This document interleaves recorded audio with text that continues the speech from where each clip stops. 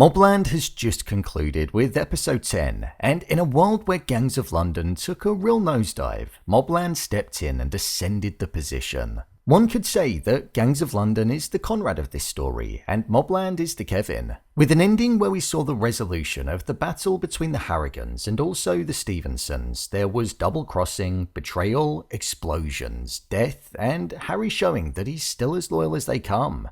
So with that, sit yourself down and tune right in as I break down the finale of Mobland.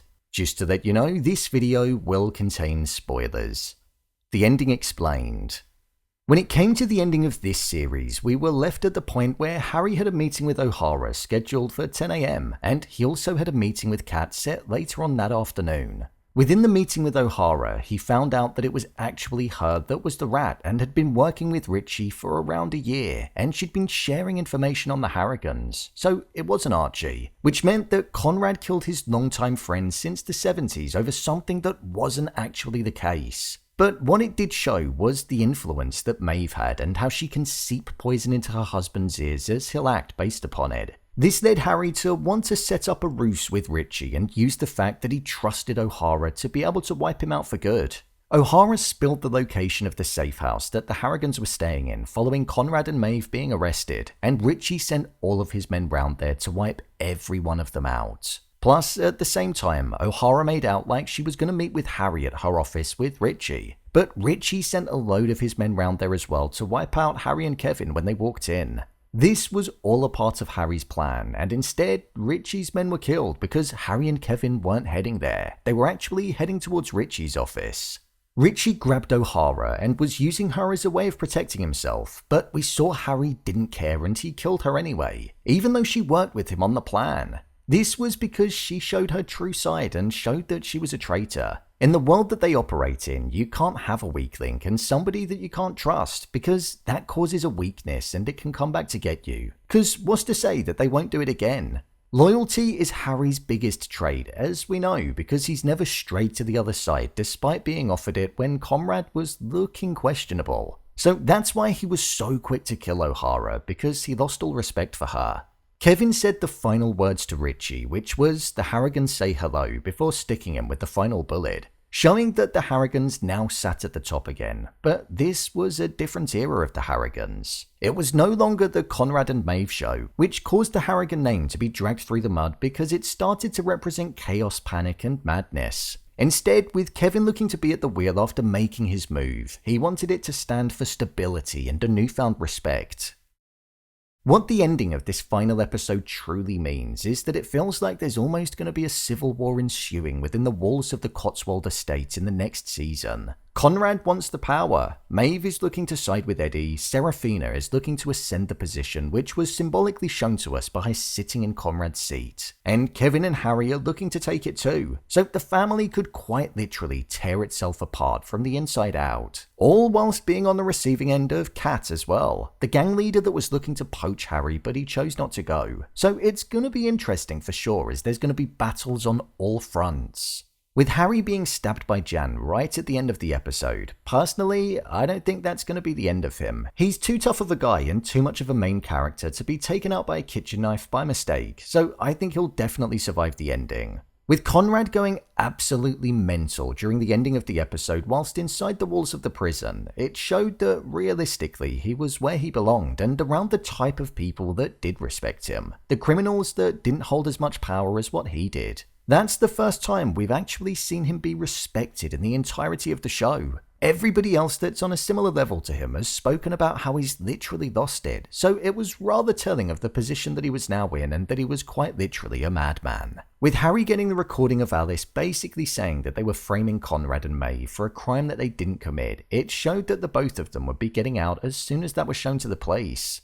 What I thought was interesting about the ending as well was that Alice ended up being killed by Tattersall because of her involvement in the corrupt capture of Conrad and Maeve, and he couldn't trust her. With Tattersall obviously being involved with Richie, it just shone a light on how these gangs have their fingers in many different pies, filling up corrupt officers' and detectives' pockets in order to stay safe. So even the people investigating aren't out of reach from the criminals, and that in Alice's situation, she was actually much closer to a criminal than what she could even realize. One major revelation that occurred in this episode was that Eddie wasn't actually Kevin's son. So when Maeve mentioned to Kevin in the previous episode about his other brother that we didn't know about, it turned out that that was actually Eddie. Conrad was intimate with Bella, and then Kevin raised Eddie as his own, and Eddie found this out by Maeve telling him. This led Eddie to want to go and kill his mother, but he was stopped. So I think with Maeve and Eddie looking like they're going to be teaming up in the next season, and Eddie seemingly no longer respecting anybody in the family other than Maeve, that could be dangerous. I think Kat is going to be a key figure in season 2 of the show, and she'll most likely be the Richie of the season, the main opposing figure to the Harrigans. So that'll be interesting to see being developed, because the name Kat McAllister sent shivers down the body of the Harrigans whenever she was mentioned. My review of the episode. I thought this was a great season finale. To be honest, I thought it was a great 10 episodes of television overall. There's not been a solid gang show on TV for quite a while, and this definitely filled the void that Gangs of London left when the show went downhill. Tom Hardy as Harry is one of my favourite performances in the show. The loyalty that he has and the "if you don't trust me it's on you" attitude, because he genuinely is the most trustworthy person in the show, is something that always makes me laugh. He's a tough cookie that you don't want to get on the wrong side of, and the emotionless expressions that he always has makes him so hard to read. Realistically, he should be the person making the move, because I don't think there's anybody that could match him. I also think Paddy Considine as Kevin is one of my favourite performances as well. I might be a bit biased on that because I genuinely think he's a phenomenal actor, but he definitely delivered in this season, especially in this episode. The conversation he was having with the dead prison guard, reflecting on how it was his father that made him who he was, and that he was holding on to a lot of trauma from him, and that it was letting out the feelings towards his father onto the prison guard as well as the suffering that he caused him. It was a powerful moment. Plus, when he went to see his father in the visiting room and we saw their relationship essentially disintegrate, it set up what frostiness could be present in the next season. In terms of the fight scenes, the show just really knows how to capture the tension, the build-up of what to expect, and then also provide a satisfying fight scene, crescendo, or explosion. I like the fact that the killing of Richie was quick and clinical. Even though we'd waited all season for it, there was no messing around, and it was as if Kevin knew that he just needed him out of the picture. There didn't need to be a song and dance about it. One way that I thought tension was built really well in this season was when the camera was moving and just whipping along with the phones across the desk between Richie and O'Hara. That rapid movement just felt like it captured the tone and mood of the conversation and the rushed nature of what was going on. The Beast in Me by Johnny Cash was a song that was used a lot throughout this episode, and I thought it was the perfect song choice. We saw it after Harry and Kevin dealt with the prison guard, but it then played again before the ending where there were just bodies littered all around the safe house and the office. With the innocent people in all of this, Jan and Gina, looking on, it showed that they didn't have the beast within them because they looked so out of place with all of that chaos and death surrounding them. So I thought that was a great song choice.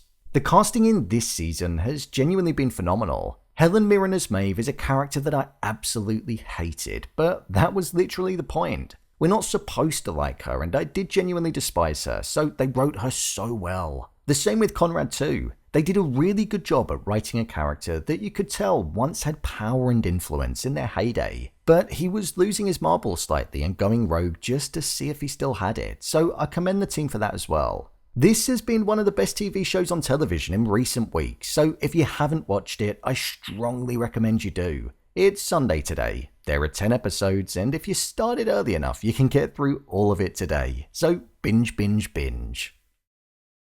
So, there you have it, Mobland Episode 10 Ending Explained.